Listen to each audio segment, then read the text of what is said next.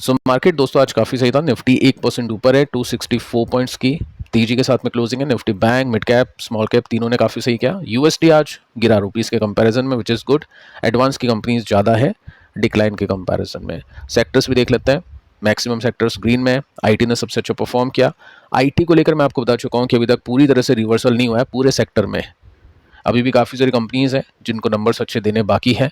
कुछ ही कंपनीज़ है, 2-3 कंपनीज़ है जो बहुत अच्छा परफॉर्म करी हैं। कोफोर्स के रिजल्ट आपने देखे, गाइडेंस आपने देखी, पिछले क्वार्टर से बहुत अच्छा परफॉर्म किया जैसा कि कंपनी ने गाइड किया था। मेटल, एफएमसीजी ये सब तेजी में थे। फार्मा ने भी आज काफ़ी अच्छा परफॉर्म किया। रियल्टी आज नीचे रहा। अब देखिए आज का प्रदर्शन कुछ ऐसा था। कल हमने देखा गिफ्ट निफ्टी को ऊपर, क्रूड नीचे जाने की वजह से। उसके साथ में आप देख सकते हैं यहाँ पे एशियन मार्केट्स भी अच्छे खासे ओपन हो गए। कोस्पी, निकाई ये सब ऊपर थे। मार्केट ने ओवरलुक किया ईरान के अटैक को जो यूएस बेसिस पे हुआ था जॉर्डन के अंदर। उसके बाद भी एशियन मार्केट्स ने काफ़ी अच्छा परफॉर्म किया आज के दिन। साथ में निफ्टी को देख सकते हैं। निफ्टी ने अच्छी ओपनिंग दी, अच्छी क्लोजिंग दी। लेकिन दोस्तों यहाँ पे गेम थोड़ा सा पलट चुका है। शाम को 4 बजे के आसपास न्यूज़ आती है कि यूएस ने स्ट्राइक कर दिया ईरान के ऊपर। अब देखो टाइम सेम है 4:16। यहाँ पे क्या हुआ, तेल ऊपर चला गया 4% के साथ में जंप। दिन के हाई पर $88 समथिंग कुछ प्राइस था, क्योंकि एस्केलेट हो चुकी है यूएस ईरान टेंशन। तो अब एक बार हम चेक भी कर लेते हैं कि इसका क्या इम्पैक्ट हुआ है क्या मार्केट के अंदर, या फिर मार्केट मैच्योरली बिहेव कर रहा है। सो यहाँ पे आप देखोगे ना तो क्रूड ऊपर चला गया $88 पर बैरल जो हमने अभी देखा न्यूज़ में, और अभी भी ऊपर ही सस्टेन कर रहा है। अगर मैं आपको यहाँ पे थोड़ा सा प्राइस एक्शन दिखाऊं तो जैसे इंडियन मार्केट्स यहाँ पे बंद हुए थे 3 बजे के आसपास, उसके बाद में ये तेजी बनी थी। नॉर्मली पैटर्न आपको बता चुका हूँ कि ऐसा ही रहता है। अभी यूएस मार्केट्स ओपन हो गए तो उसके पहले लोग क्रूड खरीदना पसंद करते हैं, डे ट्रेडर, क्योंकि चांसेस काफ़ी हाई होते हैं ट्रम्प कुछ ना कुछ नेगेटिव बोले।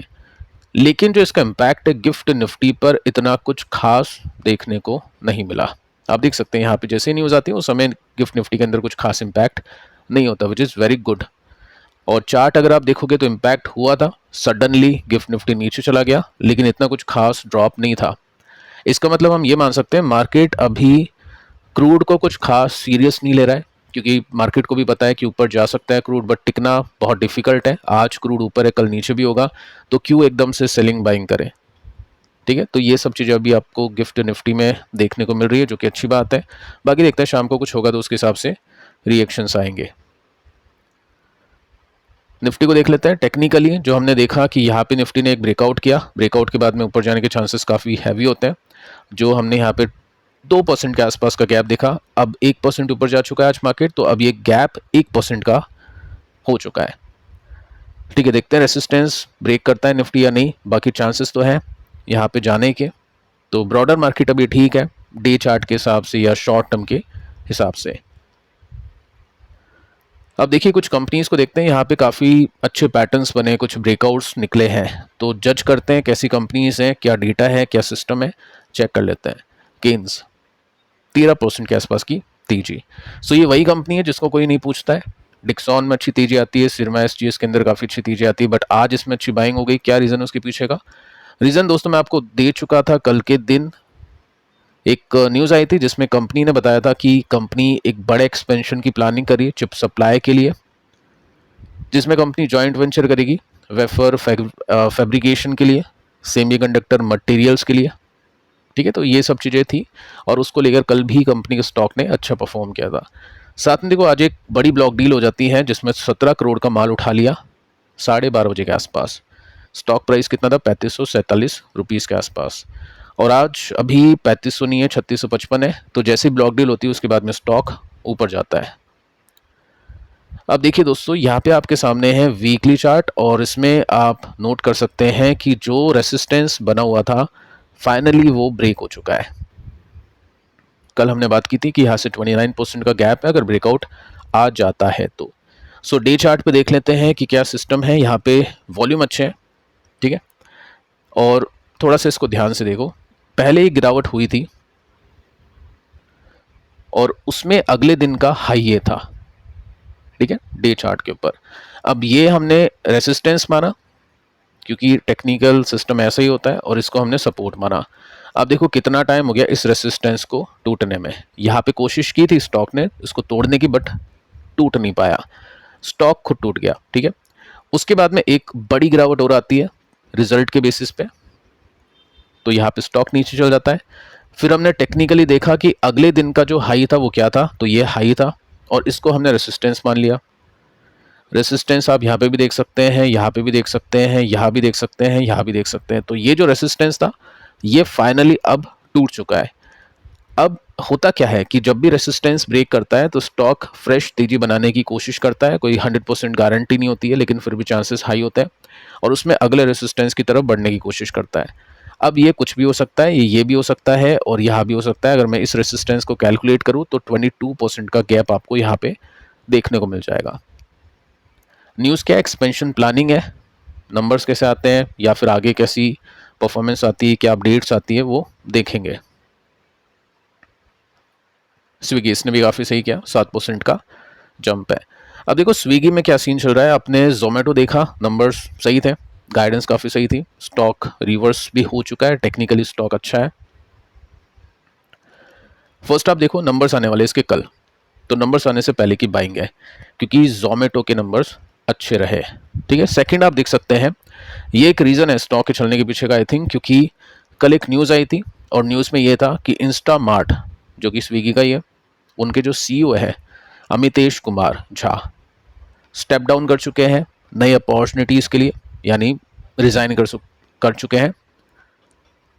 उनकी जगह कौन आ रहा है, कौन आ रही है, नंदिता सिन्हा, ये नई सीईओ बनेगी अब इंस्टामार्ट की। अब इनको एक्सपीरियंस है मिंत्रा का, फ्लिपकार्ट का, ब्रिटानिया का, हिंदुस्तान यूनिलीवर का, तो इसको लेकर मार्केट काफ़ी ज़्यादा पॉजिटिव है और उसके हिसाब से स्टॉक ने रिएक्शन दिया। सो वीकली चार्ट हम देखते हैं सबसे पहले, और वीकली चार्ट के अंदर आप सिंपली नोट कर सकते हैं कि यहाँ पे एक सपोर्ट था वो टूट जाता है। अब यही एक रेसिस्टेंस बन चुका है जो केन्स में हमने देखा, अगर ये ब्रेक करता है तो यहाँ से ये हाई है 50% के गैप पर। लेकिन देखो नंबर्स अच्छे आने चाहिए, वो तो कल पता चल ही जाएगा नंबर्स कैसे आएंगे। नंबर्स देखते हैं, डे चार्ट के ऊपर भी आप देख सकते हैं ये सीन है। यहाँ से अगर ये ब्रेकआउट करता है अच्छे वॉल्यूम के साथ में, अच्छे नंबर्स के साथ में, तब जाके ये पॉजिटिव हो जाएगा। अब दो कंपनीज मैं आपको ऐसे बताता हूँ, बहुत मतलब मेन स्ट्रीम कंपनी नहीं है लेकिन स्टॉक में अच्छे रिएक्शंस आए हैं, वो ट्रेडर्स के लिए काफ़ी ज़रूरी कंपनीज है, स्टडी कर लेना। पीसीबीएल केमिकल, अब कुछ केमिकल कंपनीज काफ़ी अच्छा करी है, 15% के आसपास का जंप इसमें आज देखने को मिला है। रिजल्ट का इम्पैक्ट है, रिजल्ट इसके कैसे गए वो मैं आपको बता देता हूँ। फर्स्ट रेवेन्यू देखते हैं, 17% का जंप है, एबिटा भी इसका बढ़ा है 4% के साथ में। कंपनी का नेट प्रॉफिट आ चुका है 60% ऊपर। ठीक है, तो अच्छे रिजल्ट है और उसका रिएक्शन है। अब टेक्निकली हम देखेंगे, बट उससे पहले मैं आपको बता देता हूँ कि क्या काम करती है कंपनी, क्योंकि ट्रेडर भी अगर हो जो सिर्फ प्राइस एक्शन नंबर्स प्ले करते हैं, बट उनको भी कंपनी के बारे में जान लेना चाहिए। तो 1960 में कंपनी बनी थी, बहुत पुरानी है, अच्छी बात है। संजीव गोयनका ग्रुप की कंपनी है, ये भी अच्छी बात है।